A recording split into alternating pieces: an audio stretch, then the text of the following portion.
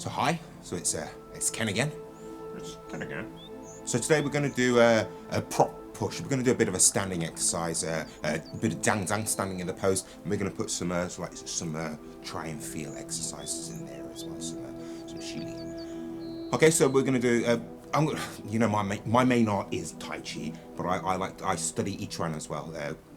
I'm a keen student of Ichuan. Ichuan is based around standing meditative postures. Okay, so this one's going to be quite demanding. We're going to have our arms up in the air for quite a while, so it's going to make your shoulders ache. But it is really good for strengthening the shoulders. It's good for raising your spirits. It's good for respiratory problems. It's really good for the back, upper and lower back. There, it's really good for the posture. Standing meditation is really meditation in general is really hard, but standing meditation. Physically hard as well as psychologically, mentally difficult as well.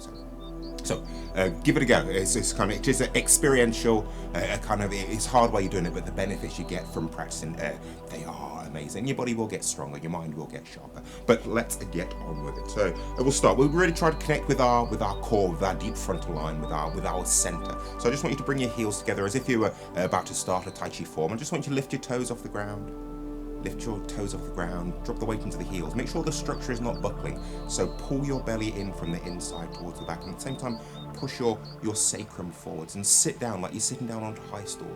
And relaxing the hips, moving from your center. Feel your very center, that area about 3 fingers below the belly button and in the center of the body. Imagine a fist-sized ball. This is the dantian area. Feel its connection to the sacrum, or the Wei-Lu, the part of the spine that helps to make up the pelvis. And moving from the center and from the Wei-Lu, relaxing the hips. I just want you to do your kowtow, your bow, and use this to put your toes down and to connect with the very center of the feet, the Yong-Chan points. And then push the sacrum forwards, pull the belly towards the back, and sit down. Really connecting with your core. Make sure the structure's not buckling. Make sure the lower back's not curving in. Really taking the pressure off the erector spinal muscles in the lower back. Head up. Make sure the chest isn't sticking out, the ribs aren't sticking out. Make sure the tailbone, the sacrum isn't kinking backwards, the lower back's not curving in. Nice deep abdominal breaths. I just want you to step out into keeping that connection with the core, step out into a wider sense. I'm not going to look down. I'm going to try and feel. You don't have to necessarily have your feet dead parallel to each other. That is a very Qigong thing. It really connects with the Yong-Chen points, but I'm not going to look down. I think my toes are turned out a little bit here. Okay. So I just want you to settle down. I just want you to bring your arms up. Bring your arms up and push them away from you. Okay, so your hands are pushing up ever so slightly. So your fingers are about the same height as your eyebrows, palms facing up ever so slightly. As I said, your shoulders are really going to ache here. Your shoulders are really going to ache, so really relax your shoulders from the get-go. And make sure the lower back's not curving in, the sacrum's not kinking backwards. You can imagine you're holding a balloon here, a big balloon, like a balloon that's made out of tissue paper. Or it can be a rubber balloon, I suppose. And imagine it's a windy day, and the wind is trying to blow. So imagine it's a tissue paper balloon. A balloon that's made out of tissue paper. It's a really delicate balloon, inflated. You're holding it in your arms here, and the wind is trying to blow it away. So you're holding onto it without letting the wind blow it away, but not so much that you crush it. Okay. Make sure that the sacrum's not kinking backwards. So the bottom of the spine and the coccyx not kinking backwards. Actively push the tailbone towards the floor, forwards and up. And at the same time, feel like you're pushing up with the very top of the head. Or feel as if you are suspended from above. Imagine you have a long ponytail on the apex of the head here, the fontanelle area, what we call the bihuai point, so not the flat of the head. And you have a long ponytail on here. Imagine that's tied up to the ceiling. So the feeling as if you are suspended from above. Everything's hanging down from that suspension from above. Okay, my arm's dropping down a little bit there. Okay, so middle finger's about the same height as the eyebrows. The other 3 fingers pointing up, the thumbs pointing down, as if holding onto a balloon. As if holding onto a balloon that's made out of tissue paper, and you're holding onto it. It's a windy day, and the wind is trying to blow it away. It's wiggling in the wind, and you're holding onto it without crushing it or dropping. Breathing nice, deep abdominal breaths. As I said, this is good for the lumbar section of the back, but make sure the lower back's not curving in. You're not putting all the weight of the upper body onto the erector spinal muscles in the lower back. You're really trying to support the upper body, or take the weight of the body down through your core and support the weight of the upper body with your core, your center, your deep frontal line. If you're into the anatomy trains, I'm quite into anatomy trains. The deep frontal line runs up. So anatomy trains are those bands of sinew, connective tissue inside the body, the myofascia, The myofascia connects and surrounds everything inside the body, and you have bands of that connective tissue that connects different muscle groups and gives you different planes of movement. I believe there's 12. If I don't know, go and do some research. I think it was Thomas Myers who first kind of wrote a paper about the anatomy trains and the significance in movement in the body. So your deep frontal line is your central axis. It travels from the inside of the ankles or from the inside of the feet up into the pubic bone, and then up the back of the legs, up into the sitting bones. And so it connects the whole of the pelvic floor, the pelvic bowl. Then it travels up through the inside of the rib cage and up into the neck and into the tongue. You're really trying to connect with this, your deep frontal line. I've got a little bit more weight towards my heels, about a 70-30 weight distribution with the feet flat on the floor. Make sure the knees aren't collapsing in. You can imagine you have another balloon in between the knees. You're holding it there without crushing it or dropping it. Or you're holding this balloon that's wiggling in the wind, and you're holding onto it without crushing it or dropping it. Feel like you're sitting down, so you're pushing the sacrum forward, sit down, pull the belly towards the back, and feel like you're sitting down onto a high stool or onto another balloon or a large rubber ball. Sitting down onto a large balloon or ball, the balloon in between your knees, holding a balloon in between your arms that's wiggling in the wind. So really try to focus on these things. I know if you are new to meditative practices here, the mind will be wandering all over the place. There'll be parts of the mind telling you, oh, this is boring, you're not getting anything out of this. Move on to something more interesting. But as I said earlier, this is experiential. It is meditation. So really try to focus on the here and the now. Don't wander away with your mind into thinking of the future or the past, chasing any shiny magpie thoughts, or letting that monkey jump from branch to branch in your mind.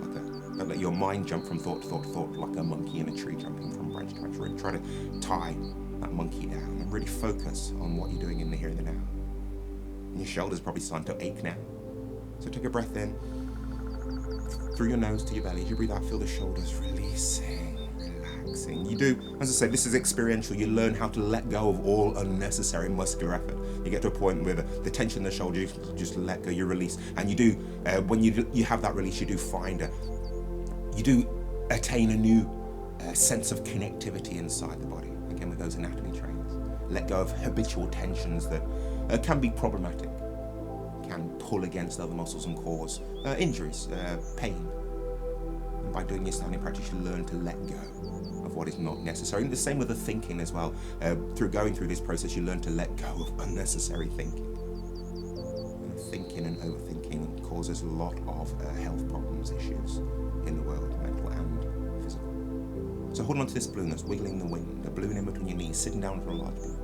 Or you can imagine here that imagine there's a huge refrigerator, a huge fridge, and it's falling onto you, and you're catching it and bouncing it straight back. Catching it, so it's not going out, you're not curving in the lower back, it's not going into the lower back, you're taking the weight of this into the ground, and then bouncing it straight back. So the weight of this heavy refrigerator, this fridge, is falling onto you, taking the weight into the ground, it's compressing your body against the ground, and you're bouncing it straight back. So have that feeling, but relax any movement, any muscles you'd use to do that, but have the feelings if you're catching it and bouncing it straight away. Catching it and then bouncing it straight away. Tongues on the roof of the mouth, head as if suspended from jaw parallel to floor. Have the feelings of the ears being pulled back to pull the neck back against the collar of a shirt. And then moving from your center, that area that's about 3 fingers below the belly button and in the center body, just move.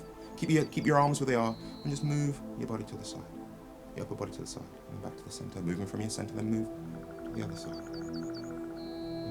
Just moving from side to side. Your arms are staying where they are. You're still holding that balloon. Moving from side to side, from your very center, that area about 3 fingers below the belly button and in the center of the body. You're not twisting your knees, relaxing the hips, moving from your center, not from the hips. Moving from side to side, while holding that balloon, or ready to catch that fridge. Settle down in the center. Now I want you to imagine that you have a big cloth in your hand, and in front of you there's like a mirror or a big sheet of glass, and you're pressing this cloth against this mirror, this glass, and you're going to wash this. You're going to clean this glass. So keep the pressure on, and just, doesn't matter which way you start going round, and just go round, and you're moving from your center again. So you're not moving from your arms, you're moving from your center, and cleaning this glass, this mirror. So you're keeping a constant pressure up from the ground against this glass. And again, you're still moving from your center. Make sure you're not twisting your knees. Make sure the lower back's not curving in. You're not kinking the tailbone or the coccyx backwards, still pushing the tailbone towards the floor, forwards and up. Pushing from the ground up to your arms to push this cloth against this glass. Go one way and go the other way. Pushing it against this glass. solid structure moving from your center, keeping that pressure up through the body onto this glass, this imaginary glass and cloth. Okay, and your arms go over to, you can go over to your left side here. Your arms go over to your left side, your body goes over to the right side. And down. Your arms go over to your right side, body goes over to the left side. And get this going around, keeping that pressure on, moving from your center.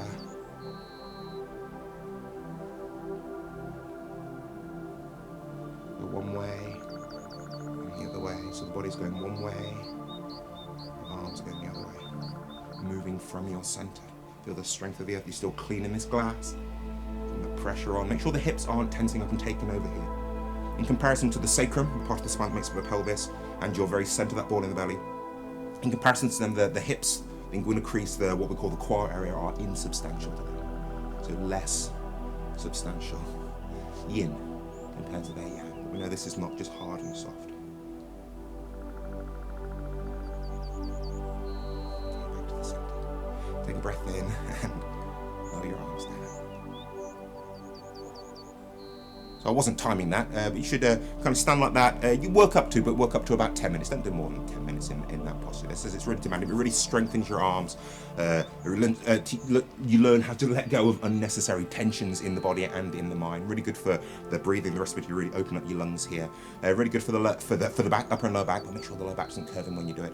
And kind of just shake the body out. And if your shoulders are really aching, give them a bit of a rub down, a bit of self-massage. Rub the belly. Get the lower back up. Rub. The hips, inguinal crease, the buttocks, the thighs, knees, shins and calves, ankles if you can get down there, and anywhere you feel needs a bit of special attention, give it a bit of rub. Okay, so I think that was a short one. It's a pretty short one here, so I will say goodbye for now. Goodbye for now. Goodbye for